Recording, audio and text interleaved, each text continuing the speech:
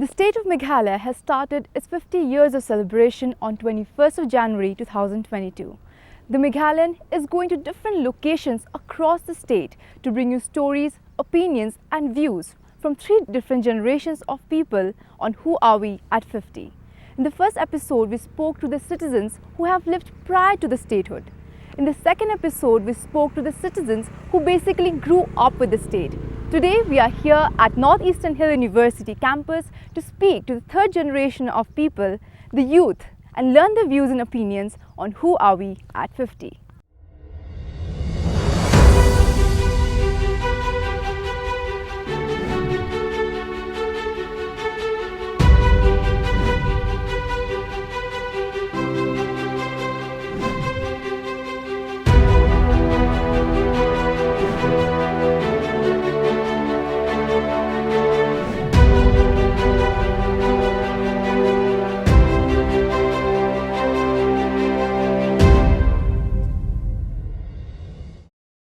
And hello everyone, I'm Aparmita and we are here to discuss about Meghalaya's statehood.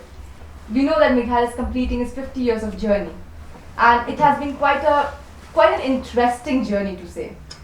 So first thing that I would like to ask each one of you, who are we at 50? Who is Meghalaya at 50? And who you, as a citizen of Meghalaya, as a Meghalayan, is at 50? Who is Meghalaya at 50 and where are we at the status 50? I'd say in a very simple words, we are really a state that is 50 years old but has not reached a development of 50 years. 50 years have gone by as a state and we're still in the bottom of all of the HDIs, the SDG goals that have been set in, as well as the GDP of a state. So who are we at 50? We're a state who's still aspiring to be something. We haven't defined in the global map or even in the national map of what we want to do. Even though we've promoted ourselves as a tourism destination, we've done so much, but we still lack firstly the political will as well as the societal will to be something much greater than what our war forefathers left for us. I'm not even comparing the whole state of Assam, right? Smaller cities in Assam, they have much more growth and development than here. Why is that? 50 years have gone by, right? It's a very sad thing to say. What industries do we have? Nothing. There was one functional cement plant run by the government, MCCL, right? Yes. MCCL, Yes. it's defunct. The board is there, the chairman is there, he's still serving. I think they have started privatization of the company right now, just last year, right? But is the cement plant doing anything? No. The board outside is rusting. You don't expect a company which is supposed to have a corporate entity, which is supposed to give jobs to people like you and me tomorrow. It's rotting. The board itself is rotting. What do you expect from the machinery inside? It's been 50 years since its statehood, but then we've only had one central university in Meghalaya, and that is Nehu. Yes. And people who are financially challenged, let's say, most of them have had to drop out because there are limited seats here in Nehu, and then of course the more privileged ones, they will go abroad and have their studies completed there. But what about the others who can't afford to go outside? And so most of them have had to drop out, and also besides the limited seats, there's also this lack of courses. Like it doesn't provide all of the courses that all the students want to. There should be more state and central universities here in Meghalaya besides Nehu, and it's been 50 years. So I think by the time we hit 75 or 100, I think we should see more of such events. Yes. True. Very true. Not even one government college in Sula. There is no government college in Khasil, if I'm not mistaken, only Sora. And only one two higher secondary in Sula, government boys and government girls. Many underprivileged students, it is very hard for them not to study and go to private institution. The fees is very high. In government boys, if we compare, the fees is only 2,000 per year for science stream. Comparing with other institution, it will be 20,000 for the whole year. For underprivileged student, how can they afford to take up higher studies? No. In my village, that there's one school, Nongster LP school, and there student will cross about 150 in one school, and there are only 2 teachers. Can you imagine? That is. That is. That is Only 2 teachers, and pathetic. luckily we contribute something that managing committee provide 1 teacher, and their salary will not, they cannot even support themselves now, but voluntary because they want something to contribute. Talk about education sectors, right? I mean, how many government colleges and higher secondaries are there in Garo Hills as well? Very few. More Very bad. Very few. Very And moreover, Worse than the region. okay, and there are other things such as, I mean, what the people who are working in MRSA and SSA are facing is that they're without salary for months and months. So, They're I mean, on the streets. if these are the things that is happening with the teachers, from where will, why would those sort of teachers who is not getting paid want to go and teach in such schools and institutions? Like, this may sound bad, right? But we have spent more money in creating more government buildings instead of spending money on teaching the kids. Teaching Yeah. the kids. Right? Instead of teaching environmental studies students inside the classroom, you go and take them out, teach them what's the green dustbin about, what's the blue dustbin about. I think it's through experience that one learns. Look at the agricultural prospects that we have. If I'm not wrong, there is a huge potential for a rubber industry in Garo Hills as well. Yes, of course. Yeah. There's a huge potential. Nanandro Bimarak from Garo Hills even received a Padma Shri award Yes. Yes. here for his black pepper cultivation. Why do we not have a processing plant there? Mm. The rubber is extracted from the trees, dried up as sheets, and sent off to a different part of the country to be processed. For every small thing, the state government, Has to we run have to to go Mama. and beg. They have to run to mama. We have to go and beg. We Not are him. Mama. Not him. We have to go and beg in front of the central government. It's been happening for decades. We talk of SSA, you talk of even deficit teachers we've seen over the years. We see teachers on the streets protesting just to get their salary. That is a sad state of affair. This government, did not just this government, every government that Every has come in the government. state over the last 50 years has failed to lay down an education policy. Do we even have an education policy at 50? We do not have an education policy. We do not know where we want to take this state in terms of education. We might be announcing every now and then we're opening a Shillong engineering college, we're opening a Shillong medical college. It's only just promises. There's no clear idea of what education should be at the moment. So the only goal of education for here in this state at the moment is you get a degree, get a job. Yes. Yeah, Yes. and Yes. people study to get a job. Yes. And our That's- parents also have that like That's mindset. the mindset. Same balik kin puli hadu kata-kata malate mabakat do kim yok Yeah. Oh. They say that. Ah. Kin Yeah. sa hang ni. I think so the scariest part of the mindset that we have is the us versus them narrative. We are built on that mindset, which is a very scary mindset that has been coming to us, that is us versus them at every juncture. At everything that comes in, I don't just blame the government. The people deserve the leaders they choose. And sometimes the government is always, arm wrestled into a lot of the decisions they make. They cannot make decisions freely.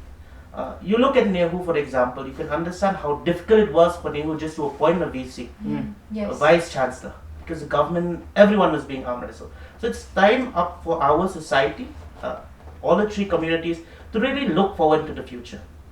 50 years as a state, are we still willing to fight that us versus them mindset? Or do we need to look ahead and realize it's us together? It's us working hand in hand for a better future. No doubt we preserve our identity, no doubt we preserve our culture, no doubt what is us is being protected. But should we, at the cost of protection, just neglect whatever is going in the world? I think so our main reason is always that when it comes to development in any sector of the state, it's always the us versus them narrative that has always ruled upon our heads. We're so afraid of so many things. Now if we talk about mindset, how I feel as a young youth growing and seeing this youth organization rising to riots for small reasons that could have not happened. The lack of reasoning of the youths in our society is let's say it creates two pathetic things happening in the society. Some rights could have been cut off if they had taught the children, like school going kids from a very young age, to reason properly on things. I think so. There's this one boy I met from Nongstoin. the amount of talent that he had, the brains that he has. He can solve quadratic equations and whatnot, like 5 minutes. 5 minutes he was solving class IIT entrance questions in front of me. He was in class 11. No tuitions, no coaching, nothing. He was from Nongstoy, a village in Nongstoy. So where is he now? That poor boy is right now working at a tea stall. And Why? Fixed number of government quota seats. And he could not afford He private could colleges as we had discussed. He could not. lots of doctors I know, they'll come back, the government has spent on them to become that doctor. Yeah. When they come back, they don't contribute anything to the state. They just buy their way off and go and work in some private hospital that pays them more. So the government is losing. I don't know which tournament was it, but Meghalaya took part in cricket, right? Cricket, Yes, And yes. How many games did Meghalaya win?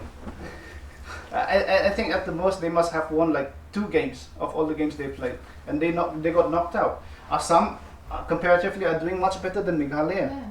So, what do you think is the reason for all of these? I mean, we don't have a sufficient amount of funds which are diverted to sports, is it?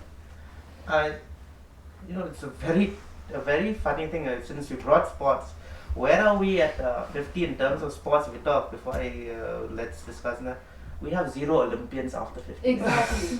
Manipur had more than 5 Olympians represent the state. Almost every state had. Almost Every every state. Where was Meghalaya? Meghalaya is We were 0. cheering for other states. Busy cheering. We were cheering. We have a Sai Institute in our Nehu camp. Yes. So how functional is Sai? Like took us 50 years for a sports policy to actually be formulated, and it'll take us another 50 years maybe to implement. Maybe, hope so, unwillingly. Your kids perhaps. Maybe.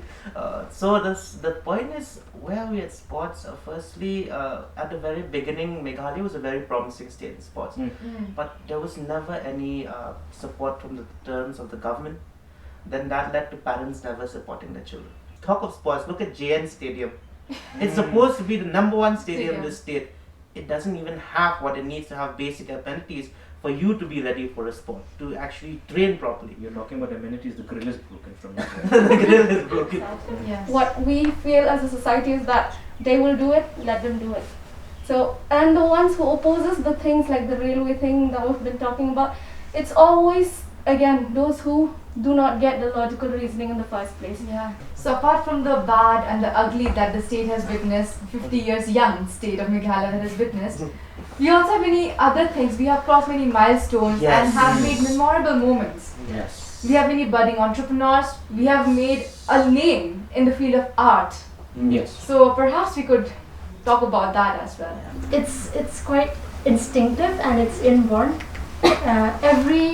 I think every person in Meghalaya, has art in him or her. Whatever skills they have, to put it. To create their own opportunities. Don't wait for the government or the authorities or whatever. You have so many budding entrepreneurs that, from what I see. So when it comes to singing, our state is really one of the most best performing states. When people talk, we really have melodious songs, and it's so nice when people talk of us. They do remember our singers, be it Shillong Chamber Choir and the others who reach out to India's Got Talent. That is one thing we stand about. We have talent artists like Lafisha Karbani, the dancer who made her name in India's Dancing Superstars. We have Andrea Taryang, among one of the great actresses out there. So as a state, we do not lack potential, and this is the good thing about this state. Is if you give us the opportunity, if you give us the platform and the training and the leadership, we are not behind anyone else. We can do anything and everything that we want to do. When it comes to music, you'll see a lot of the people don't even have training. It's Yeah. just instinct. It's just in there. It's just instinct. Somebody wants to learn the guitar, picks up his or her own phone, learns from a friend. Yes. There's no formal training. We do have that Level inborn of talent. The things that is there hidden in Meghalaya is so much, and we are shining day by day. As I said earlier, we are an aspirational state. We still have so much to aspire. It just really comes down to each individual of the state, each citizen of the state, and each young people of the state. What can I do for my state? Rather than just asking and waiting and knocking off the door of the state, is most it should come from within. What can I contribute that can this state be great? And we're celebrating 50 years. maybe do something for the state as the state celebrating 50 years. Make something that you would remember for yourself, that when the state turned 50, I did this for the state. The other thing I like in terms of what Meghalaya is good at is our exercising a democratic right. We're one of the states that have a really good voting pattern if we talked about it. We are really a state that practices a democracy very well. It goes back to ancient times. If you talk about it from how the Ian Krem and stuff and the Lingdors are appointed, the Rangbashanongs are appointed. So we are a state that really loves democracy, and our voting trend has actually been something that is proud of. And the most great thing about Meghalaya is the women voters always outnumber the male voters. And that is something that we should feel proud of as a state. And with that, but there's a tinge of salt that I add is we've not seen a female CM yet. And maybe if that happens, that'd be like the icing on the cake for a state that calls itself. One is perhaps sitting in this room, you never know. Yes. So we're among the last surviving tribes that actually follow matrilineal society. That's something we can really feel proud of. The way our land rights are protected, the way our family system is built upon. You won't see much anywhere else the way the family system is created in Meghalaya. The way how the powers have been distributed to Khaddo and what the roles and responsibilities, even if you look in the Garo Hills region, the way that our village council works, even though the panchayat system is there, you look at how our Rambashanongs, our Nokmas, our Wahetshanongs work, it's a very different and complex system that actually takes the view of the people to a very high extent. And that is something we should feel proud of our own state, of our own region, and the potential of young people to go anywhere and shine. We have, if you look at Meghalaya people, they are almost scattered throughout the country and throughout international. We have people out there in London who are Khasis. So those are something that we must think about, that we are a scattered group of community that are shining and proud of our heritage. And Khasi, Jainti and Garo people are very proud of their heritage, and that is something that is good about us. Why we are all here to discuss? Because we want to see Meghalaya in a higher level. No. Regarding sports, education and everything. Maybe and hopefully this government, because our chief minister qualified from abroad, some private institution. And what I saw in his tweet, he always promote entrepreneurship is one of his.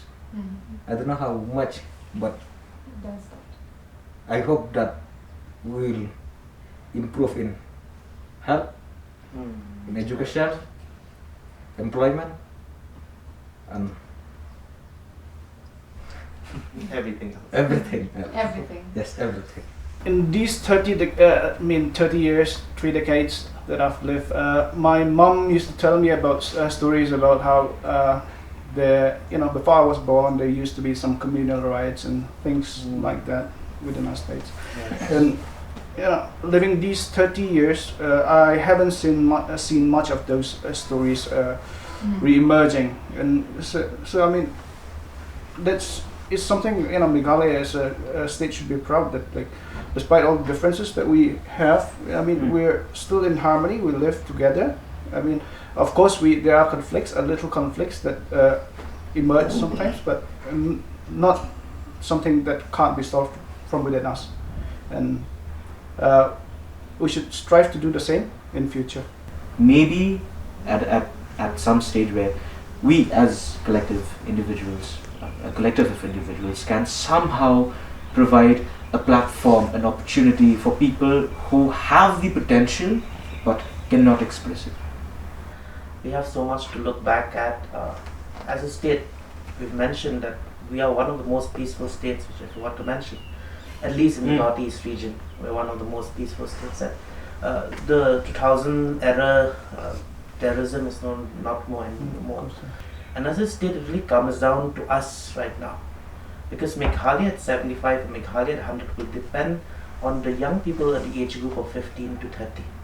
They will be the shapers of the next 25 years, or the next 50 years. So if we fail, then the same people, as she said, will sit down and then criticize us. We might have been criticizing the last 50 years.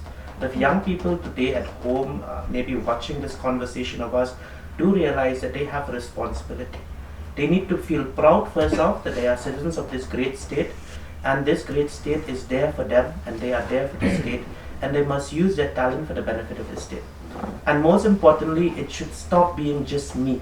They should stop having that centrist attitude of just me, myself, and I. It's more important of what you can do for others through what you've been blessed with, through the talents you have, through the skills you've acquired, what you can help others with in your ladder to success. Because if you want to live alone, you will develop alone, but you will fail the community as a whole. We are in search of leaders as a state. We have a power vacuum if we look at the state. So we do need young leaders to come up, real leaders who will actually bring change into the state and lead the state into a better future, into a better Meghalaya at 100 when we do celebrate in 2071. I don't know how many of us will be alive, 2072, I don't know how many of us will be alive to see that date, but it'd be a nice day to know that we've traveled 100 years and we've achieved so much as a state. We've become developed as a state, and even the next 10 years we must at least be in the top 10, top 5 states performing SDGs and HDI. So that is my concluding word for Meghalaya at 50. I keep, at least I'll try for myself to kill the inferiority complex that the Khasis have within them, and to build and to teach the younger ones coming of the opportunities of creating for ourselves. And quoting Susotham, that is what is needed. It is important to be reminded to all the budding youths and the budding from the very tender age. That is my concluding word. So the rocky journey of 50 years young Meghalaya was worth mentioning and recalling, I say. So going forward, I hope that we learn from our past mistakes and strive towards better governance, health sector, education, sports, and everything that we've discussed here, but by taking into consideration the views of you all. Thank you for watching this video till the end. Like, share and subscribe to The Meghalayan. And as the tagline of Meghalayan goes, your voice, your story, do not forget to leave your thoughts in the comment section below. This is Aparmita for The Meghalayan.